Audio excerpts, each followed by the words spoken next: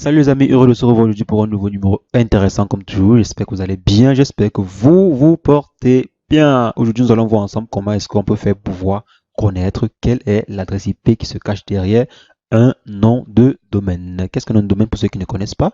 Un nom de domaine, c'est simplement le nom que vous saisissez sur la barre d'adresse lorsque vous voulez avoir accès à votre compte Facebook, à votre compte Yahoo.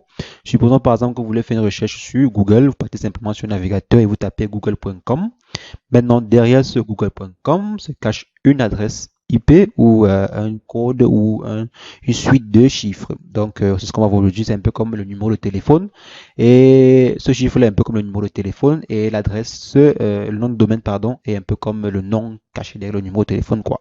Vous voyez un peu, c'est ce qu'on va voir aujourd'hui. Comment est-ce qu'on peut faire pour connaître l'adresse IP qui est cachée derrière ce nom de domaine. Les amis, sans plus tarder, mais avant, je vais vous inviter, les amis, je vous invite à vous abonner à la chaîne. Abonnez-vous sur Wanatech et cliquez sur la cloche pour recevoir en temps et en heure les prochaines vidéos qui sont faites sur la chaîne. Les amis, sans plus tarder, on va se rendre directement sur la machine. Donc, pour ce faire, les amis, supposons que vous voulez connaître l'adresse IP ou l'adresse IP qui se cache derrière facebook.com, par exemple. Donc, il faut savoir que les adresses IP qui se cachent, les adresses IP peuvent être différentes. C'est vrai, par exemple, on dit souvent que, bon, une personne, bon, c'est vrai quand même, une personne peut avoir plusieurs numéros de téléphone. C'est le même cas pour les noms de domaine. Un nom de domaine peut avoir plusieurs adresses IP en fonction de la zone géographique où vous êtes. Par exemple, une personne qui est aux États-Unis, par exemple, n'aurait pas la même, le Facebook.com n'aura pas la même adresse IP derrière qu'une personne qui est, je vais par exemple dire, en Afrique. Vous voyez un peu, parce qu'il y a, bon, en fonction des zones, chaque nom de domaine peut différent, l'adresse IP cachée derrière le nom de domaine peut différencier, peut être différent de temps en temps. Donc, les amis, pour ce faire, on va se rendre sur notre ordinateur, on va taper simplement l'adresse, le CMD, pardon, pas sur CMD.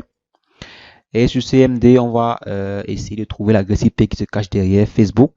Étant chez nous, ici en Europe, étant en France, par exemple, si je tape, par exemple, si je fais un ping, je vais faire un ping vers facebook.com. Lorsque je fais, je fais, par exemple, un ping vers facebook.com, ça me montre, entre parenthèses, l'adresse IP correspondant. Donc là, j'ai en effet l'adresse IP correspondant à Facebook. Ça veut dire quoi? Ça veut dire que si je prends ce numéro-ci, je saisis sur l'adresse, sur la barre d'adresse ou sur un navigateur ou sur un moteur de recherche, bon pas un navigateur, pas un moteur de recherche, pardon, un navigateur, j'aurai accès direct à facebook.com. Faisons un exemple. Donc si je prends 31.13.86.36 et je l'insère sur un moteur navigateur comme ceci. Donc si je viens là, je tape 31, je pense que c'est 31 si je ne me trompe pas. Donc 31.13.86.36, je valide. Donc là, vous voyez, on a directement accès à Facebook. Vous voyez un peu. Donc c'est assez simple. Maintenant, si on vient là et on aimerait, par exemple, avoir l'adresse IP de google.com. Donc je viens là, je tape google.com. Donc vous voyez, si là je valide, on aura 216.58.206.78.